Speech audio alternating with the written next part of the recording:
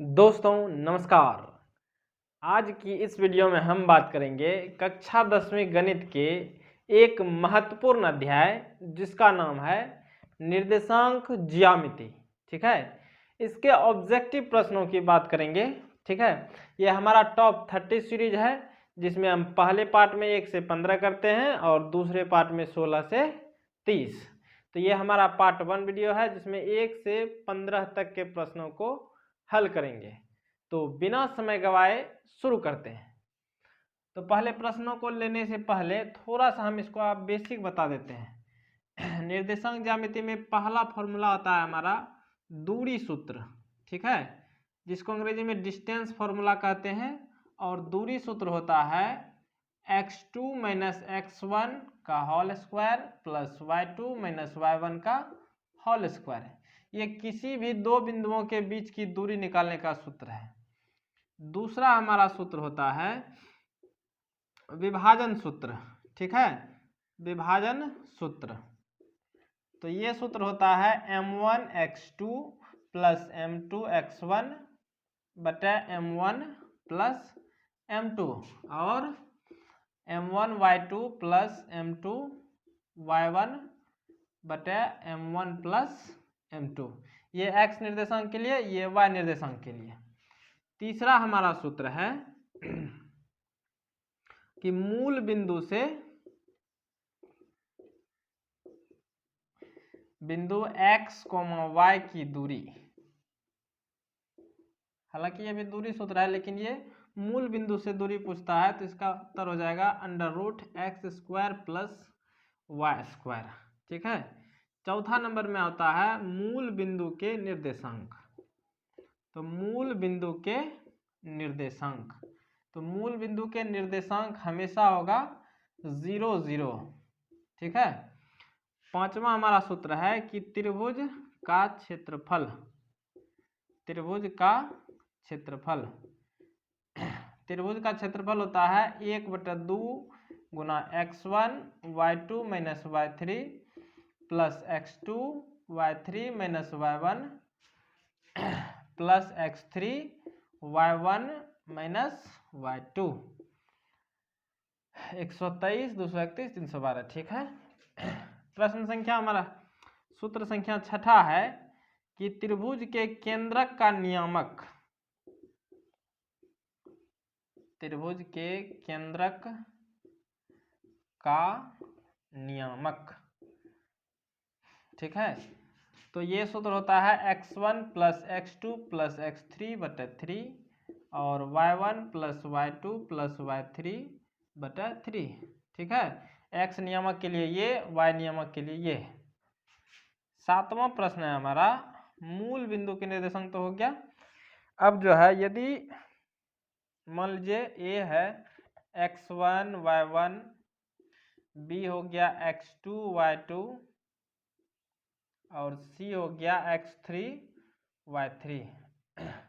अगर ये तीनों बिंदु संरेखी है, क्या है, संरेखी है, तो त्रिभुज ABC का क्षेत्रफल 0 होता है। त्रिभुज ABC का क्षेत्रफल क्या होगा, 0। अगर तीन बिंदुएं संरेखी है तो उससे बने त्रिभुज का क्षेत्रफल 0। ठीक है, अब थोड़ा सा यहाँ पर निर्देशांक का एक डायग्राम बना लेते हैं। ये 1 2 1 2 -1 -2 -1 -2। तो इसको कहते हैं फर्स्ट क्वाड्रेंट, मतलब प्रथम चतुर्थांश, ये द्वितीय चतुर्थांश, ये तृतीय चतुर्थांश और ये चतुर्थ चतुर्थांश। इसमें दोनों संख्या प्लस है, ये x अक्ष है, ये x डैश, ये y डैश। तो इसमें देखिए x भी प्लस और y भी प्लस, तो प्लस प्लस इसमें आ जाएगा। और इसमें देखिए x का मान माइनस और y का मान प्लस, इसमें x भी माइनस और y भी माइनस और इसमें x प्लस और y माइनस। यहाँ से एक ऑब्जेक्टिव परीक्षा में हर वर्ष आता है, जैसे पूछ देगा 3, -5 बताइए किस चतुर्थांश में है। ठीक है, तो 3, -5, तो पहला देखिए प्लस है, दूसरा माइनस है, बस ये चिन्ह देखना है प्लस माइनस। तो प्लस माइनस किस में है, चौथे में है। तो हो जाएगा चतुर्थ चतुर्थांश। ठीक है। और थोड़ा सा बताते हैं कि x अक्ष पर y का मान हमेशा क्या होगा, 0। x अक्ष पर y का मान 0 और y अक्ष पर x का मान 0। ठीक है, x अक्ष पर y का मान 0 और y अक्ष पर x का मान 0 होता है। और दो चीज छूट गया है, भुज और कोटि। तो किसी भी बिंदु का जो x निर्देशांक होता है उसको भुज कहते हैं, और किसी भी बिंदु का जो y निर्देशांक होता है वह कोटि कहलाता है। ठीक है, तो ये हमारा टोटल बेसिक था। अब करते हैं प्रश्नों को। तो प्रश्न संख्या 1 है हमारा कि y अक्ष पर सभी बिंदुओं का भुज होता है। ठीक है, हम बोले थे भुज का मतलब होता है x निर्देशांक। तो y अक्ष पर x निर्देशांक का मान हमेशा क्या होता है, 0। y अक्ष पर x निर्देशांक का मान क्या होगा, 0। बेसिक में अभी तुरंत बताए थे, y अक्ष पर x का मान क्या होगा, 0। तो ऑप्शन बी। दूसरा प्रश्न, बिंदु A 0,-8 और B -12,0 को मिलाने वाले रेखाखंड के मध्य बिंदु का निर्देशांक। तो मान लीजिए ये हमारा A और B रेखाखंड है, इसको कोई तीसरा बिंदु मिला रहा है, मान लेते हैं P, और ये है x, y। A का निर्देशांक दिया गया है 0,-8 और B का दिया है -12,0, और ये P जो है इन दोनों को मिला रहा है और ठीक ये बीच में स्थित है। तो इसी मध्य बिंदु का निर्देशांक, तो मध्य बिंदु का निर्देशांक का सूत्र बताए थे अभी तुरंत,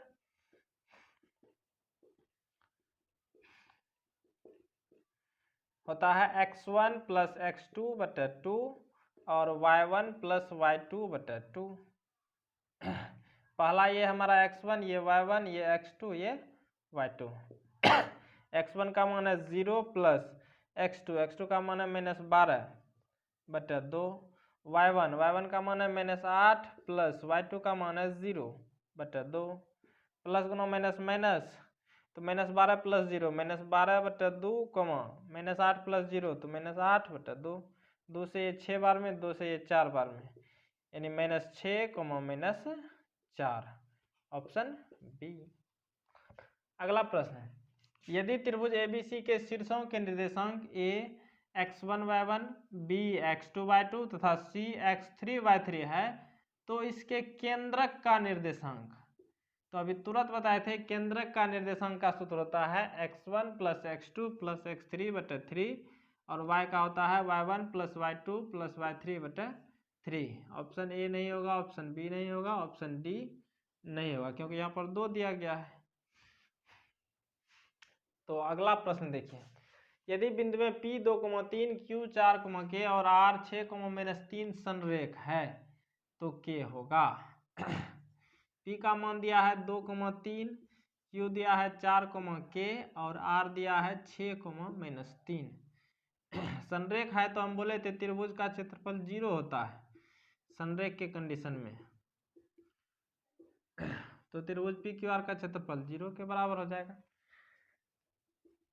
त्रिभुज का क्षेत्रफल का सूत्र लगाएंगे, x1 y2 - y3 + x2 y3 - y1 + x3 y1 - y2 बराबर 0। ये हमारा हो जाएगा x1 y1, ये x2 y2, ठीक है, और ये हो जाएगा x3 y3।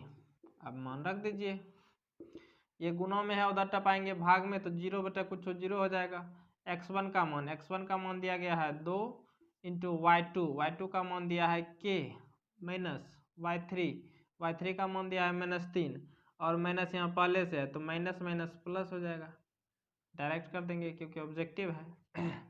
x2 का मान दिया है 4 × y3 का मान है -3 माइनस y1 का मान है -3 3 प्लस x3 का मान दिया गया है 6 y1 - y1 का मान है 3 और y2 का मान है k बराबर 0। अब गुना कीजिए, 2 गुना के 2 के प्लस 2 तिया 6 प्लस 4 गुना -3 कितना होगा -6 हो जाएगा, प्लस प्लस 6 गुना 3 18 और प्लस गुना माइनस माइनस 6 गुना के 6 के बराबर 0। तो यहाँ पर देखिए 2 के और माइनस का 6 के, तो माइनस का 4 के बचेगा, 18 और 6 24 हो जाएगा प्लस का, यहाँ पर प्लस गुना माइनस माइनस 4 गुना 6 24 बराबर 0। ये 24 से 24 चले जाएगा, तो -4 के बराबर 0। तो यहाँ पर गुना में है, उधर टपाएंगे तो के बराबर 0 बटा -4 कितना हो जाएगा 0। तो के का मान क्या होगा 0, ऑप्शन डी। प्रश्न संख्या 5, यदि त्रिभुज के शीर्ष 0,4 0,0 तथा 3,0 है तो इसका परिमाप, मान लीजिए हमारा त्रिभुज है, इसका ए शीर्ष, ये बी शीर्ष, ये सी शीर्ष, इसका मान दिया गया है 0,4, इसका 0,0 और इसका 3,0। पूछा है इस त्रिभुज का परिमाप बताइए। तो परिमाप का मतलब क्या होता है कि एक चक्कर में जितना हम दूरी तय करते हैं वही हमारा परिमाप कहलाता है। तो एक चक्कर का दूरी निकाल लेंगे, तो कहाँ से निकालेंगे, तो दूरी सूत्र से। पहले दूरी ए बी निकालेंगे, फिर बी सी, फिर ए सी, तीनों निकाल करके जोड़ देंगे, हमारा उत्तर चले आएगा। तो दूरी सूत्र हमारा होता है x2 - x1 का whole square plus y2 - y1 का होल स्क्वायर अंडर रूट। वहाँ से हम दूरी ए बी निकालते हैं पहले। दूरी ए बी बराबर अंडर रूट x2 - x1 का whole square plus y2 - y1 का होल स्क्वायर। ये x1 y1 मान लेते हैं, इसको x2 y2 मान लेते हैं, तो 0 घटा 0 ये तो 0 हो जाएगा, फिर 0 घटा -4 तो 0 घटा -4 हो जाएगा, -4 का स्क्वायर, -4 का स्क्वायर होता है 16 और 16 का वर्गमूल 4, 4 इकाई ए बी का मान आ गया। इसी तरह से बी सी निकाल लेते हैं, बी और सी में इस बार चलेंगे, तो 3 घटा 0 प्लस y2 - y1 यानी 0 घटा 0, वो तो 0 है, उसको लिखने से फायदा भी नहीं है। 3 घटा 0 3 का स्क्वायर 9, 9 का वर्गमूल कितना हो जाएगा 3 ही हो जाएगा, तो 3 इकाई ये आ गया। अब दूरी ए सी निकाल लेते हैं, x2 - x1 यानी 3 घटा 0 प्लस y2 - y1 0 घटा 4, 3 घटा 0 3 होगा और 3 का स्क्वायर 9, 0 घटा 4 -4 होगा, -4 का स्क्वायर प्लस 16, 16 9 कितना 25 और 25 का वर्गमूल 5 इकाई। अब परिमाप निकाल देंगे, क्योंकि ए बी का मान हमको पता चल गया 4 इकाई ये है, बी सी का मान पता चल गया 3 इकाई ये है, और ए सी का मान पता चल गया 5 इकाई ये है, तो 4 3 7 5 12 इकाई, यही हमारा उत्तर। कुछ और प्रश्नों को देखते हैं। तो हमारा अगला प्रश्न है प्रश्न संख्या 6, बिंदुएं P 3,0 Q 7,0 और R जो है 8,4 से बने त्रिभुज का क्षेत्रफल है। तो इससे बने त्रिभुज यानी PQR का क्षेत्रफल निकालना है हमको। तो कोई दिक्कत नहीं है, त्रिभुज का क्षेत्रफल का सूत्र बताया है 1/2 x1 y2 - y3 plus x2 y3 - y1 और प्लस x3 y1 - y2। ये हमारा त्रिभुज PQR का क्षेत्रफल का सूत्र हो गया। ये हो जाएगा x1 y1, ये हो जाएगा x2 और y2, ये हो जाएगा x3 y3, बस रख दीजिए। 1/2 x1, x1 का मान है 3 इंटू y2 का मान है 0 माइनस y3 का मान है 4 प्लस x2 का मान दिया है 7, y3 का मान है 4 माइनस y1 का मान है 0 प्लस x3 का मान है 8 इंटू y1 का मान है 0 माइनस y2 का मान है 0 बस हल कर देते हैं। 1/2 इंटू 3 गुना 0 में से -4 जाएगा तो -4 प्लस 7 गुना 4 घटा 0 4 हो जाएगा, प्लस ये तो 8 गुना 0 ये 0 हो जाएगा हमारा। 3 चौके 12 माइनस का हो जाएगा, प्लस 7 चौके 28। तो 1/2 गुना 28 में से 12 घटाएंगे तो 8 में तो गया 6, तो में से गया 1, 16/1, तो 2 8 16 8 वर्ग इकाई क्षेत्रफल है, तो उत्तर आएगा वर्ग इकाई। ठीक है, तो ऑप्शन डी।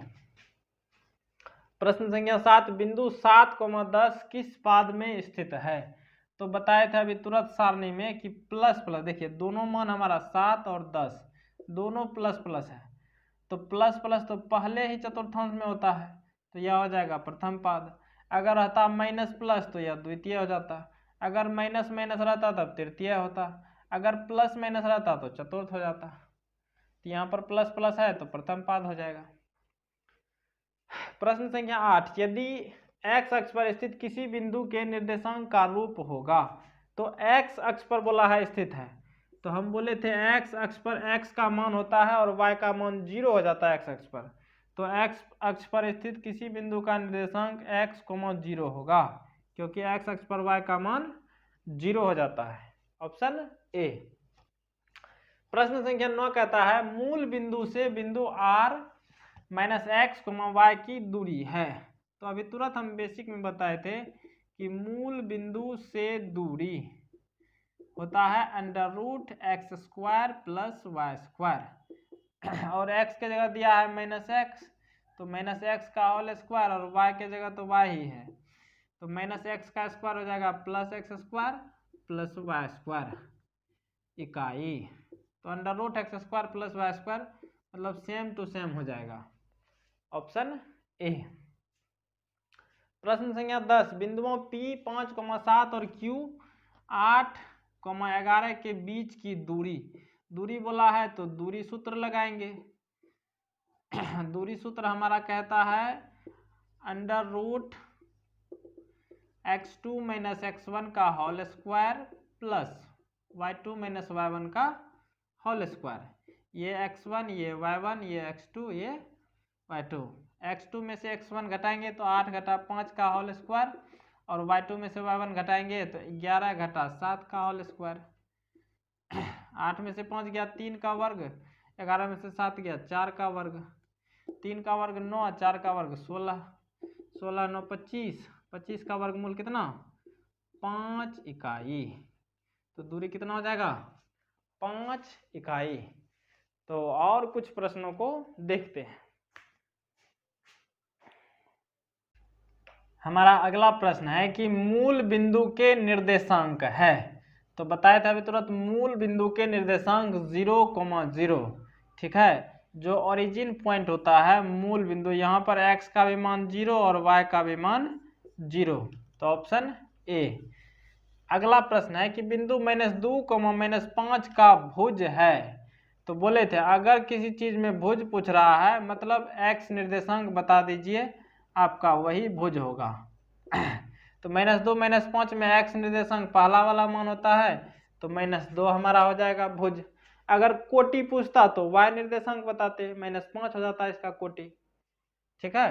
प्रश्न संख्या 13, x अक्ष पर स्थित किसी बिंदु का y नियामक होता है, तो x अक्ष पर y का मान हमेशा 0 होता है, क्योंकि x अक्ष पर x का ही मान दिखाई देता है, तो x अक्ष पर y नियामक क्या होगा 0। प्रश्न संख्या 14 देखिए, बिंदुओं 2, -2 और -2, को मिलाने वाले रेखाखंड के मध्य बिंदु के निर्देशांक, ये मान लीजिए a है 2, -2 और ये b है -2, 2, यहाँ पर कोई तीसरा बिंदु P है जो इन दोनों को मिला रहा है और ये ठीक बीच में स्थित है, तो इसका निर्देशांक निकालने का सूत्र होता है x1 + x2/2 और y बराबर y1 + y2/2, तो ये x1 ये y1 ये x2 ये y2, तो x1 + x2 तो 2 + -2, x2 का मान यहाँ -2 है बटा 2, y के लिए हो जाएगा y1 का मान है -2 और y2 दिया है कितना प्लस 2/2। तो 2 प्लस गुना माइनस माइनस 2/2, -2 + 2 हो जाएगा 0/2। ये तो हो गया 0, ये भी 2 - 2 0/2 0। तो x का भी मान 0 और y का भी मान 0, ऑप्शन बी।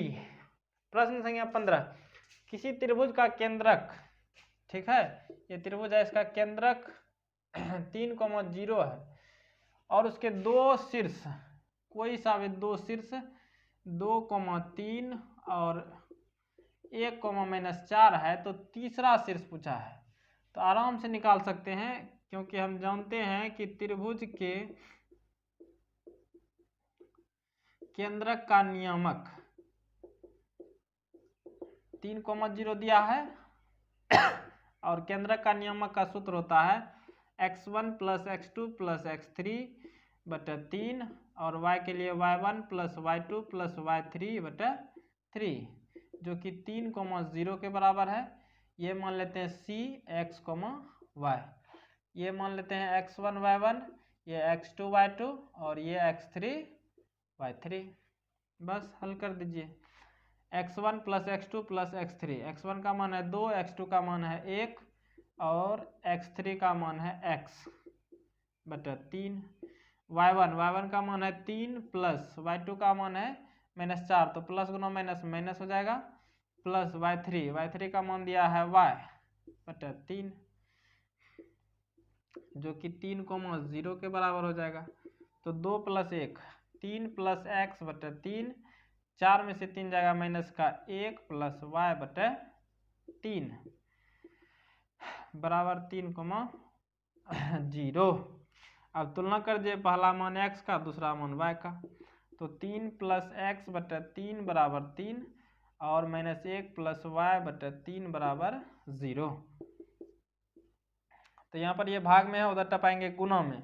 तो 3 + x बराबर 3 × 3 9 हो जाएगा, x बराबर 9 - 3 6। यहाँ y का अब निकाल लेते हैं, ये गुना में है तो उधर जाएगा तो भाग में, यहाँ भाग में है उधर जाएगा तो गुना में। -1 + y बराबर 0 × 3 0 हो जाएगा और y बराबर हो जाएगा 1। तो 6 और 1, ऑप्शन सी। तो उम्मीद है कि आपको यह बिल्कुल बेहतरीन समझ में आया होगा। तो आज के लिए दीजिए मुझे इजाज़त। अपना ख्याल रखें, बड़ों का सम्मान करें। जय हिंद, जय भारत।